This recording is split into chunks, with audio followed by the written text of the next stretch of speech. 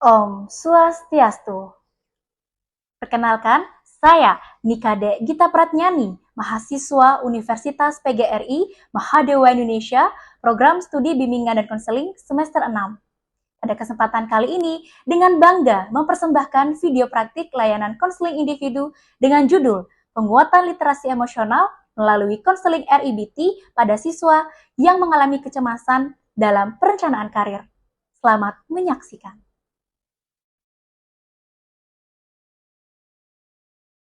Konselor bernama Ibu Gita dan konseli bernama Erik. Diperoleh informasi bahwa Erik adalah siswa kelas 11 jurusan farmasi di salah satu SMK Kesehatan di Denpasar.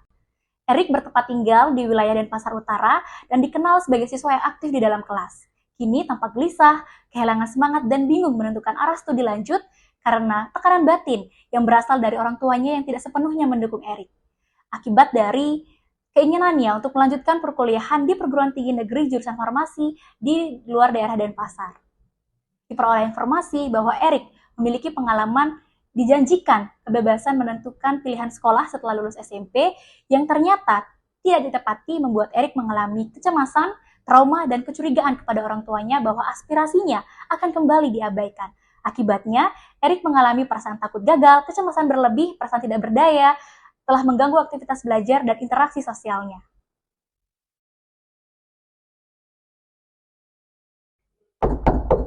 Swastiastu, Bu. Om Swastiastu, Bu. Swastiastu, nak. Mari, silahkan masuk. Wah, Ibu senang sekali loh, Erik. Hari ini kita bisa bertemu sesuai dengan kesepakatan kita minggu lalu. Ya, saya ingat, Bu. Saya datang sesuai kesepakatan kita minggu lalu. Oke, baik, Erik. Silahkan duduk, nak. Silahkan pilih Baik, tempat duduk makasih, yang buat Bu. kamu merasa nyaman. Selamat sore, Erik. Gimana kabar Erik hari ini? Baik, Bu. Baik. Erik udah nyaman duduk seperti ini? Silahkan duduk senyaman yang kamu inginkan. Sudah, saya duduk di sini saja, Bu. Saya sudah nyaman di sini. Oke, Erik. Sekarang Erik kelas berapa? Sekolah di mana? Dan kesibukan Erik apa nih? Sekarang saya berusia 17 tahun, kelas 11 SMK Kesehatan dekat-dekat sini. Untuk kesibukan saya belakangan ini, saya lagi mempersiapkan ujian. Oke, Erik udah kelas 11, berarti udah punya KTP ya Erik ya? Sudah, Bu. Baik, berarti Erik sudah sedang persiapan nih menuju kelas 12 ya Erik ya? Ya, benar, Bu. Baik, gimana Erik udah siap untuk konseling hari ini? Siap. Baik. Oke, Ibu ingin menyampaikan dalam konseling ini sebisa mungkin nanti Erik terbuka ya pada Ibu, tidak ada hal-hal yang kamu tutup-tutupi. Dalam konseling ini sebisa mungkin nanti Ibu akan bantu kamu untuk memahami permasalahan yang sedang kamu hadapi dan kita akan bersama-sama untuk menemukan alternatif penyelesaian dari masalah yang kamu hadapi. Erik jangan khawatir, jika masalah Erik ini bersifat rahasia, Ibu dapat pastikan kerahasiaannya. Baik, Bu. Baik Erik, nampaknya kamu sudah mulai nyaman nih berbicara dengan Ibu. Ibu ingin menyampaikan dalam konseling ini sebisa mungkin kamu untuk terbuka dan jujur kepada Ibu. Tidak ada hal-hal yang kamu tutup-tutupi. Dalam konseling ini, Ibu akan membantu kamu untuk bisa memahami masalah yang kamu hadapi dan kita akan bekerja sama nih untuk menemukan alternatif penyelesaian dari masalah yang kamu hadapi. Erik, kalau kamu merasa masalahmu ini bersifat rahasia, Ibu akan dapat pastikan kerahasiaannya.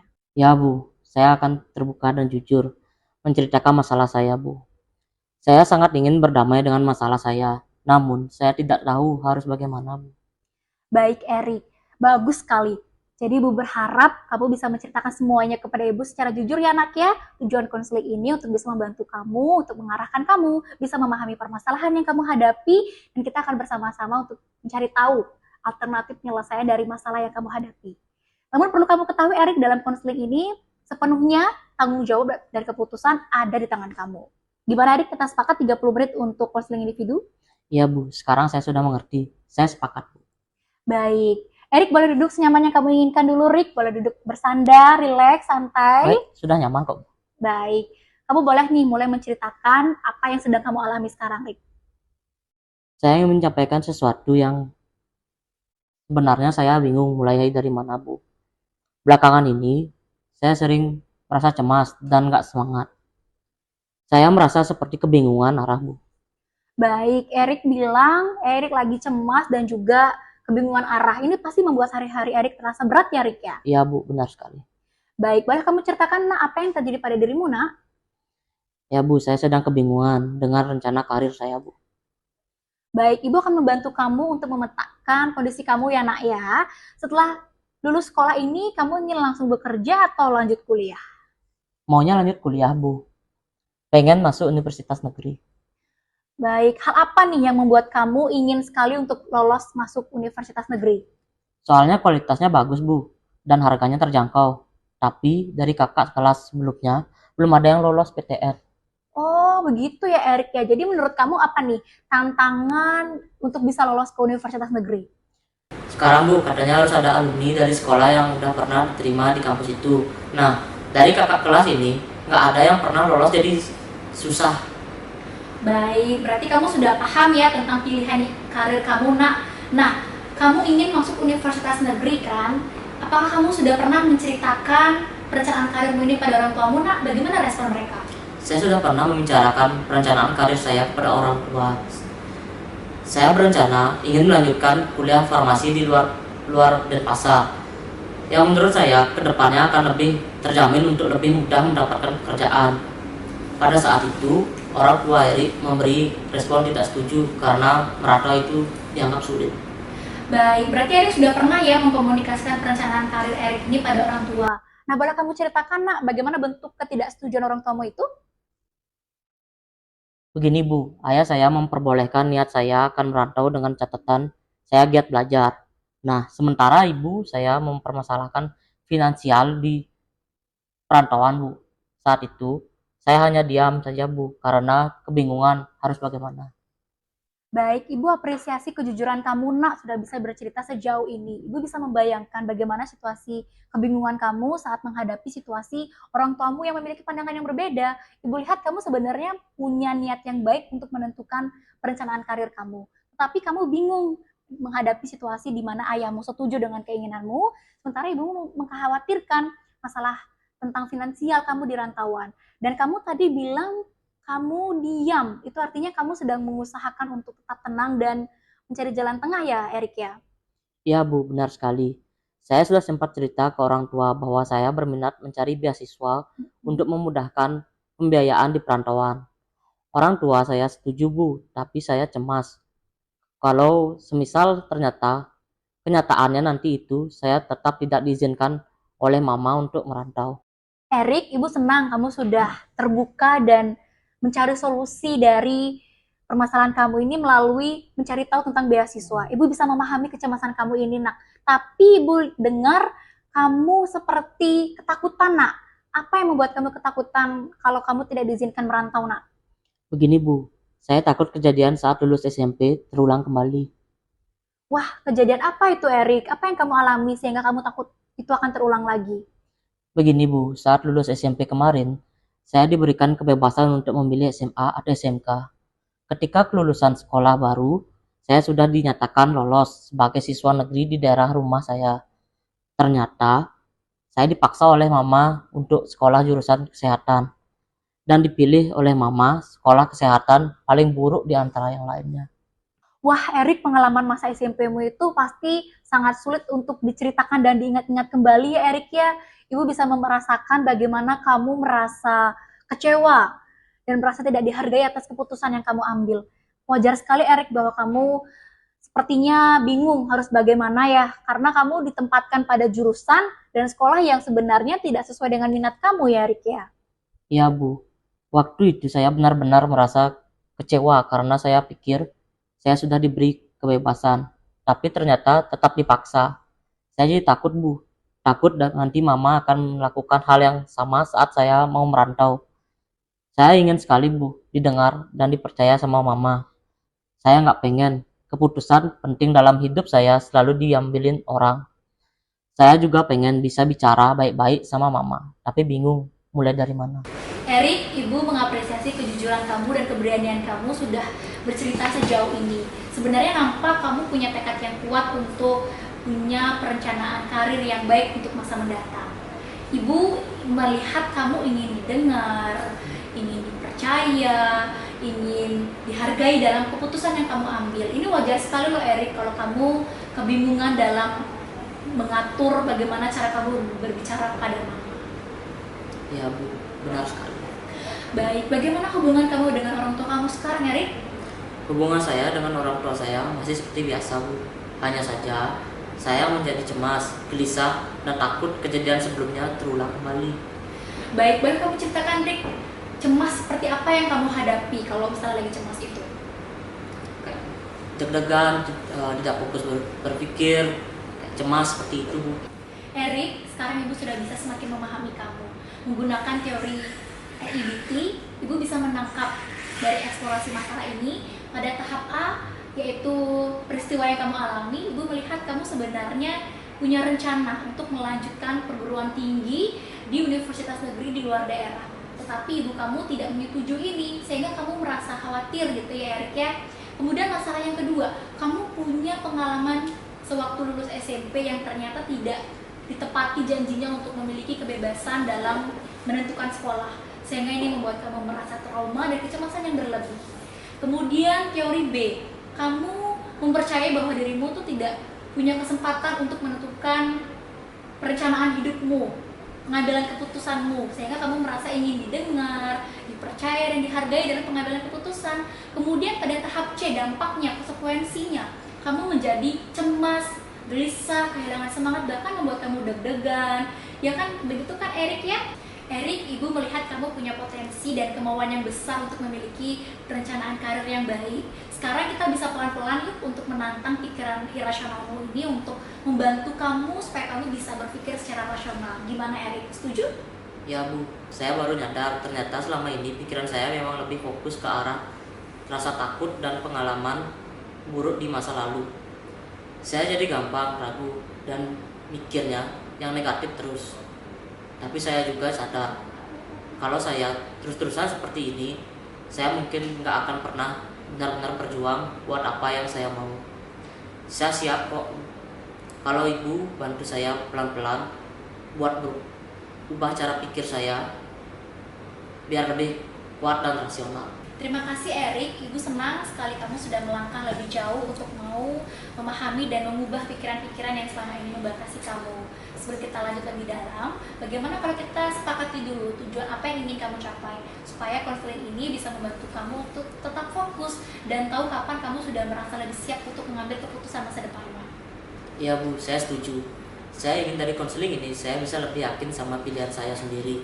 Terus saya juga pengen belajar gimana caranya ngomong ke mama tanpa takut salah atau dimarahin. Saya juga pengen ngurangi rasa cemas saya biar saya bisa lebih semangat lagi buat ngejar kuliah di PTN yang saya mau.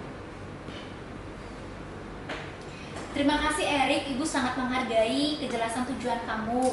Dari apa yang sudah kamu sampaikan tadi, ada 3 tujuan yang kamu ingin capai. Yang pertama, kamu ingin percaya pada pilihan kamu. Yang kedua, kamu ingin memiliki keyakinan yang lebih baik untuk bisa berbicara sama mama, dan yang ketiga kamu bisa mengurangi rasa cemas yang kamu alami. Nah, mulai dari sini kita akan pelan-pelan bekerja sama untuk mengubah pikiran-pikiran yang selama ini membuat kamu ragu dan cemas, dan kita akan ubah menjadi pikiran yang lebih mendukung kamu dan memberdayakan kamu. Ya Bu, saya siap. Saya juga pengen belajar gimana caranya supaya nggak gampang takut atau mikir yang jelek-jelek terus. Kalau ada latihan atau pertanyaan, saya mau coba jawab semampu saya. Saya harap saya bisa berubah jadi lebih kuat dulu. Bagus sekali Erik, karena kamu sudah siap. Sekarang Ibu akan mengajak kamu untuk mengisi lembar ABCD lewat lembar kerja ini gitu ya. Kamu akan menuliskan peristiwa apa yang kamu alami, kemudian kamu akan menulis kepercayaan kamu pada peristiwa itu, kemudian dampak dari peristiwa itu apa. Oke, kamu siap untuk mengisi lembar ABCD? Baik Bu, saya mau coba. Nah Erik, karena kamu sudah siap untuk mengerjakan lembar ABCD, Ibu akan bagikan lembar ini dan kamu akan tuliskan di sini peristiwa apa yang terjadi yang sudah kita bahas tadi, kemudian bagaimana kamu meyakini peristiwa ini, kemudian dampaknya yang kamu rasakan. Bagaimana? Siap? Baik Bu, saya coba untuk menulisnya sesuai arahan Ibu. Saya perlu waktu ya Bu untuk mengerjakannya. Baik. Ya, silakan Erik, selamat mengerjakan. Baik Bu.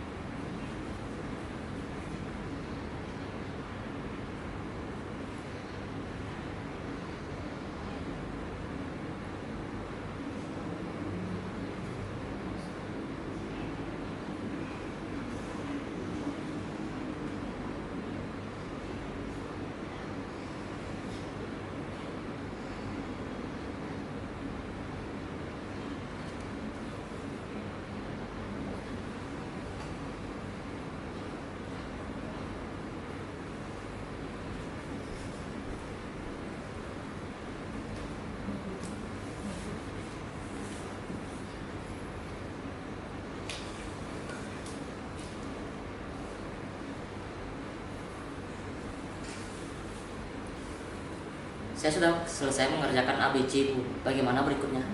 Nah, Erik, sekarang Ibu ingin bertanya. Kamu sempat bilang kamu takut mama tidak akan mengizinkan kamu merantau karena pengalaman waktu lulus SMP. Apakah benar mama selalu tidak setuju dengan semua rencana kamu? Atau hanya pada situasi tertentu, seperti kamu waktu lulus SMP itu? Mungkin nggak selalu, Bu.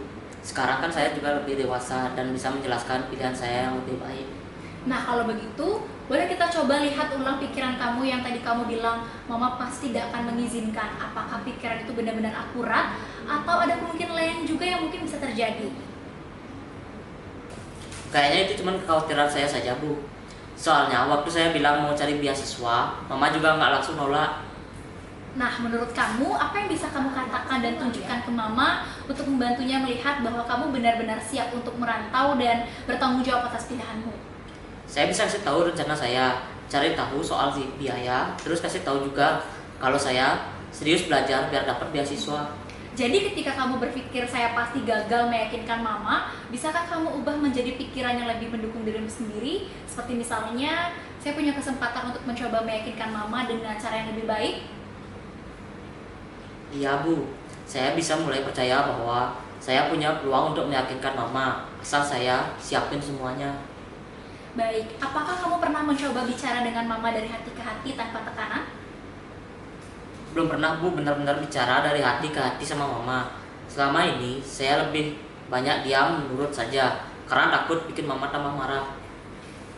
Apakah ada kemungkinan reaksi mama bergantung pada cara dan waktu kamu menyampaikannya? Ya, Bu, mungkin tergantung bagaimana dan kapan saya mengatakannya.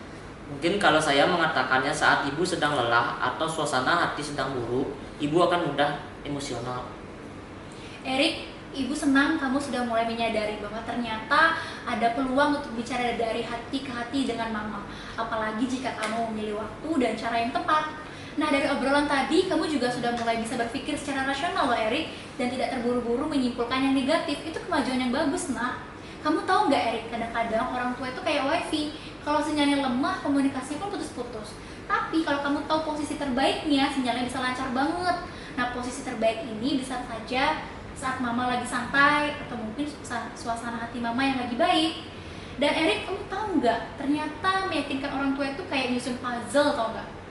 Harus sabar dan mulai dari potongan-potongan yang paling gampang dulu.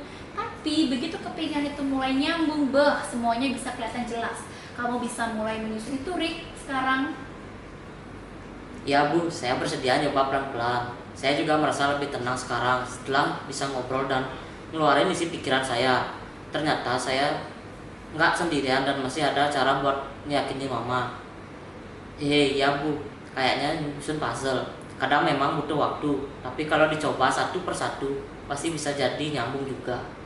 Erik, Ibu senang sekali mendengar kamu bersedia mencoba pelan-pelan dan mulai merasa lebih tenang. Nah, supaya rasa cemas itu bisa kamu kelola lebih baik ke depannya, Ibu ingin ajak kamu satu teknik sederhana ya. Kamu siap? Mau, Bu, saya penasaran juga kayak gimana rasanya. Siapa tahu bisa bantu saya lebih tenang. Bagus, Erik. Ibu senang sekali kamu terbuka untuk mencoba. Sekarang kamu dengarkan video yang Ibu tayangkan ya. Sekarang kamu tonton videonya dan kamu coba latih, oke? Kamu sudah siap, Erik? Siap, Bu. Oke. Cuma latihan nafas saja bisa mengurangi kecemasan. Coba latihan nafas ini membantu untuk menenangkan pikiran, menghilangkan kecemasan, dan merilekskan tubuh. Tempelkan telunjuk dan jari tengah, jari manis tekan lengkungan hidung kiri, ambil nafas dari kanan, tutup kanan lalu buang nafas panjang ke kiri. Tarik nafas yang dalam dari kiri, tutup kiri, dan buang nafas panjang ke kanan. Terus saja lakukan nafas bergantian ini, karena dengan rutin berlatih nafas ini dapat membantu menyeimbangkan otak kanan dan juga otak kiri. Latihan ini dapat meningkatkan suplai oksigen dan mendetoks tubuh, serta meremajakan sistem saraf. Selain itu dapat membantu menyeimbangkan hormon, membersihkan saluran pernafasan, dan meningkatkan konsentrasi.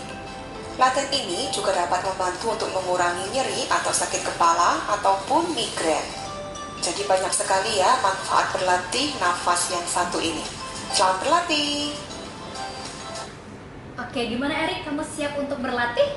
Siap. Kita dengarkan sekali lagi sekaligus kamu coba, oke? Oke. Cuma latihan nafas saja bisa mengurangi kecemasan. Coba latihan nafas ini membantu untuk menenangkan pikiran, menghilangkan kecemasan, dan merilekskan tubuh. Tempelkan telunjuk dan jari tengah, jari manis tekan lengkungan hidung kiri, ambil nafas dari kanan, tutup kanan lalu buang nafas panjang ke kiri. Tarik nafas yang dalam dari kiri, tutup kiri, dan buang nafas panjang ke kanan. Terus saja lakukan nafas bergantian ini, karena dengan rutin berlatih nafas ini dapat membantu menyeimbangkan otak kanan dan juga otak kiri. Latihan ini dapat meningkatkan suplai oksigen dan mendetoks tubuh, serta meremajakan sistem saraf. Selain itu dapat membantu menyeimbangkan hormon, membersihkan saluran pernafasan, dan meningkatkan konsentrasi. Latihan ini juga dapat membantu untuk mengurangi nyeri atau sakit kepala ataupun migrain. Jadi banyak sekali ya manfaat berlatih nafas yang satu ini. Selamat berlatih. Nah Erik, tadi kamu kan sudah praktik tentang teknik pernafasan ya. Sekarang Ibu ingin bertanya, kira-kira gimana sih perasaan kamu sekarang? Untuk perasaan saya sekarang merasa lebih rileks dan bisa berpikir lebih tenang lagi. Oke, Ibu senang sekali loh Erik, kamu bisa merasakan ketenangan setelah latihan tadi. Itu menandakan bahwa Erik sebenarnya punya kemampuan untuk mengelola kecemasan loh. Nah, sekarang kita coba arahkan ke langkah-langkah berikutnya ya. Coba sekarang kamu bayangkan kalau nanti kamu sudah siap bicara dengan mama, Ibu ingin kamu latihan seperti self-talk untuk membangun keberanian kamu. Misalnya dengan mengatakan, aku bisa menyampaikan ini dengan tenang karena aku tahu rencana ini penting untuk masa depanku. Bagaimana kalau sekarang kita coba praktikkan? Kamu bisa peragakan sedikit seperti kamu sudah menjelaskan ke mama. Saya juga coba ngomong diri saya sendiri, kayak yang Ibu bilang. Saya bisa hadapi ini, dan saya berhak memperjuangkan masa depan saya dengan cara yang baik. Kalau saya ngomong ke mama, mungkin saya bisa bilang gini, Ma, aku udah mikirin baik-baik. Aku serius pengen kuliah di jurusan farmasi, dan aku udah cari tahu soal beasiswa juga. Aku tahu pasti mama khawatir, tapi aku siap tanggung jawab dan belajar sungguh-sungguh. Begitu ya, Bu? Erik, Ibu sangat mengapresiasi keberanian kamu. Kalimat yang kamu susun tadi sudah menunjukkan sikap yang dewasa dan penuh tanggung jawab. Itu contoh self-talk yang bagus. Dan kamu sedang melatih dirimu untuk berpikir dan bertindak secara lebih rasional dan yakin. Kamu juga sudah menunjukkan assertive communication dengan cara menyampaikan perasaan dan rencana kamu secara jelas tanpa menyakiti orang lain. Itu luar biasa sekali loh Erik. Kamu sudah belajar menganggap bahwa ibu adalah mama kamu, dan kamu sudah berlatih untuk bagaimana caranya berbicara lebih lancar, lebih tenang dengan mama. Terima kasih, Bu. Saya jadi merasa lebih lega dan percaya diri setelah mencoba ngomong kayak tadi. Ternyata saya bisa ya, Bu. Ngomong dengan cara yang baik dan tetap nyampein apa yang saya mau. Saya jadi lebih yakin buat coba nanti ke mama. Erik, bagus sekali. Ibu senang sekali kamu sudah merasa lebih yakin dan percaya diri. Nah, supaya semuanya tidak hanya berhenti sampai di sini, bagaimana kalau kita sekarang susun bersama rencana kecil atau langkah nyata yang bisa kamu lakukan setelah sesi ini? Misalnya nih, kapan kamu mulai membicarakan rencanamu ke mama, apa yang ingin kamu siapkan, dan bagaimana cara kamu menjaga dirimu agar tetap tenang saat menyampaikan itu. Ya, Bu, setelah sesi ini saya mau mulai nyusun catatan rencana saya dengan lebih lengkap, termasuk pilihan kampus, jalur beasiswa, dan perkiraan biayanya. Terus, saya juga mau latihan ngomong dulu pakai kalimat yang udah kita susun tadi. Kalau bisa, akhir pekan ini saya mau coba ngobrol pelan-pelan sama mama. Saya pengen buktiin kalau saya serius dan sudah siap ambil tanggung jawab. Erik, Ibu sangat mengapresiasi cara kamu mengambil inisiatif untuk mempersiapkan diri. Ini sebenarnya menunjukkan bahwa kamu sudah benar-benar mengenali kekuatanmu, yaitu berpikir terstruktur, tenang saat menghadapi situasi penting, dan juga punya motivasi kuat untuk meraih tujuan. Nah, kira-kira kapan nih kamu siap untuk menyampaikan perkembangan perilakumu kepada Ibu? Mungkin saya siap hari Senin depan, Bu, untuk menyampaikan perkembangan perilaku saya. Nah, setiap orang punya cara terbaik dalam menghadapi tantangan, dan kamu baru saja nih menemukan versi terbaik dari dirimu. Langkah kamu untuk memilih waktu yang tepat, membuat catatan kecil, itu merupakan strategi khas kamu, dan itu yang akan terus kamu bisa kembangkan. Jadi mulai hari ini kamu bisa pakai gaya kamu sendiri dalam menghadapi situasi lain juga, Erik. Karena kamu tahu bahwa mampu berpikir rasional, mampu menyusun rencana, mampu bertindak dengan percaya diri. Terima kasih banyak ya Bu, saya jadi merasa lebih percaya diri sekarang. Ternyata saya bisa juga mikir jernih dan nyusun rencana sendiri. Rasanya kayak lebih siap aja buat menghadapin semuanya Bu. Wah, syukurlah Erik, Ibu sangat senang loh mendengar kamu bisa merasa lebih percaya diri dan siap menghadapi langkah ke depan. Itu sebenarnya menunjukkan bahwa kamu benar-benar berkembang dalam proses ini. Teruslah jaga semangatmu ya Erik, kamu sudah berada di jalur yang tepat untuk memperjuangkan masa depanmu sendiri. Baik Ibu. Oke Erik, Ibu ingin kamu melanjutkan kembali. Kira-kira apa sih yang sudah kita pelajari hari ini? Bagaimana kamu berpikir itu benar? Bagaimana kamu menuliskan apa yang sudah kita tentang tadi, kemudian rencana yang sudah kamu bilang tadi. Yuk, tulis.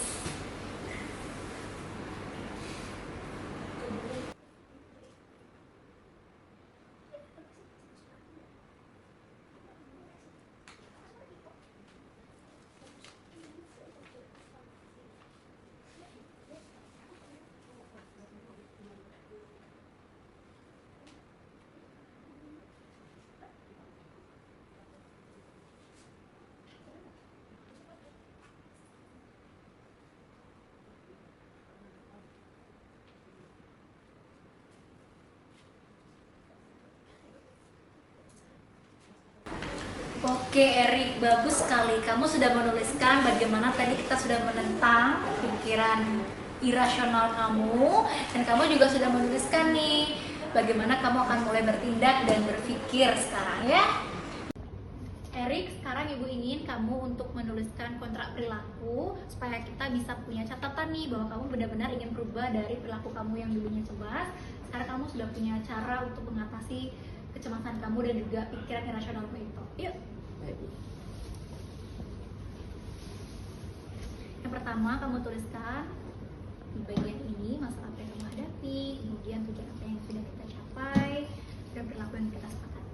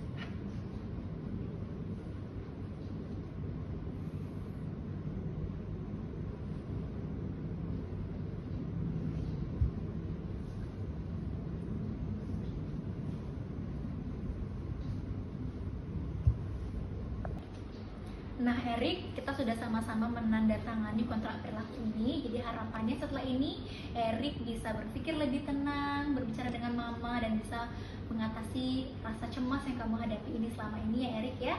Siap?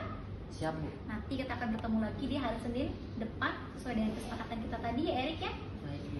Setelah proses konseling ini, Ibu ingin menarik kesimpulan ya setelah kita melakukan konseling ini supaya makin jelas dan terarah. Ada beberapa hal yang sudah kita lewati tadi Erik. Yang pertama, masalah Erik adalah Erik merasa cemas dan bingung tentang masa depannya, khususnya mengenai rencana kuliah dan keberanian berbicara dengan mama terkait keputusan untuk merantau. Yang kedua, ketidakpastian Erik muncul karena pengalaman masa lalu, di mana pada saat masa SMP, Erik merasa dipaksa untuk mengikuti keputusan orang tua yang tidak sesuai dengan pilihanmu. Hal ini tentu membuat Erik takut kejadian ini akan kembali terulang, dan juga keinginan merantau kamu menjadi ragu untuk kamu sendiri ya. Kemudian yang ketiga, Erik sudah memiliki rencana yang jelas untuk melanjutkan kuliah di luar daerah. Ini kamu bisa meyakinkan mama dengan cara menunjukkan keseriusan dan kesiapan kamu, termasuk melalui cara mencari beasiswa untuk membiayai kuliah tersebut. Kemudian yang keempat, melalui beberapa teknik yang sudah kita lakukan tadi, Erik Erik sudah mulai menyadari bahwa ketakutan Erik untuk berbicara dengan mama bisa diatasi dengan cara yang lebih rasional, dengan persiapan yang matang. Misalnya dengan pembicaraan dengan catatan-catatan kecil, kemudian juga menyampaikan tentang rencana perkuliahan melalui beasiswa. Dan yang terakhir nih, Erik telah mengidentifikasi langkah konkret yang akan dilakukan untuk memulai percakapan dengan mama, yaitu dengan cara kamu dengan tenang melalui self talk tadi ya, supaya kamu tidak terpengaruh dengan perasaan takut yang berlebih gitu. Selamat mencoba Erik, Ibu percaya kamu bisa berbicara dengan baik dan meyakinkan mama dengan cara yang lebih rasional dan terbuka. Dan kamu juga sudah bisa mengelola rasa cemas kamu dengan teknik pernafasan yang sudah kita lakukan tadi. Semoga kamu bisa mempercayai dan percayalah bahwa langkah pertama untuk meraih tujuanmu sudah kamu ambil dengan baik. Baik, Bu. Nah, selanjutnya Ibu ingin Erik untuk mengerjakan angket kepuasan untuk mengukur seberapa puas kamu sudah melakukan sesi konseling bersama Ibu. Nah, ini silakan diambil Erik, silakan diisi. Kamu baca dulu petunjuknya. Ini pernyataannya, kemudian ini skornya. Berdasarkan dengan urutan dari yang sangat kurang dan sangat sesuai. Yuk, silakan dikerjakan. Baik, Bu.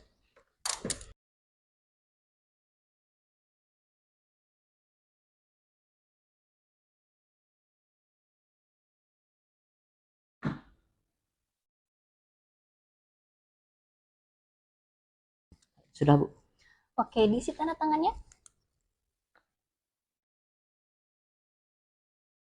Baik. Sudah? Nah, Erik, Ibu sekarang ingin kamu mengerjakan evaluasi hasil ini ya, Erik ya. Dari proses konseling ini apa aja sih yang sudah kamu rasakan tentang pemahaman kamu, tentang perasaan positif kamu, dan tentang rencana tindakan kamu. Yuk, Nak, silakan dikerjakan. Kamu kerjakan berdasarkan pernyataan dan scoring dari yang paling sesuai sampai yang sangat tidak sesuai.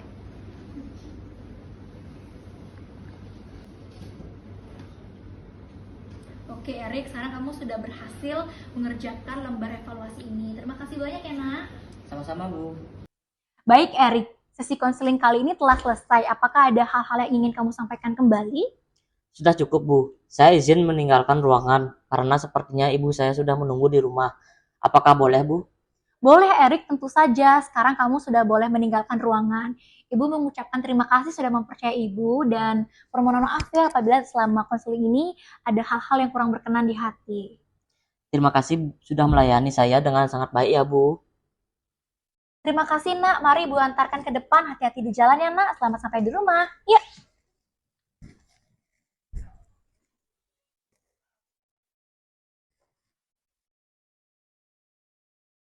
Baik, demikian penampilan yang dapat saya tampilkan mengenai praktik konseling individual. Semoga dapat bermanfaat bagi kita semua. Saya ucapkan terima kasih atas perhatiannya, dan saya akhiri dengan Param Santi. Om Santi, Santi, Santi Om.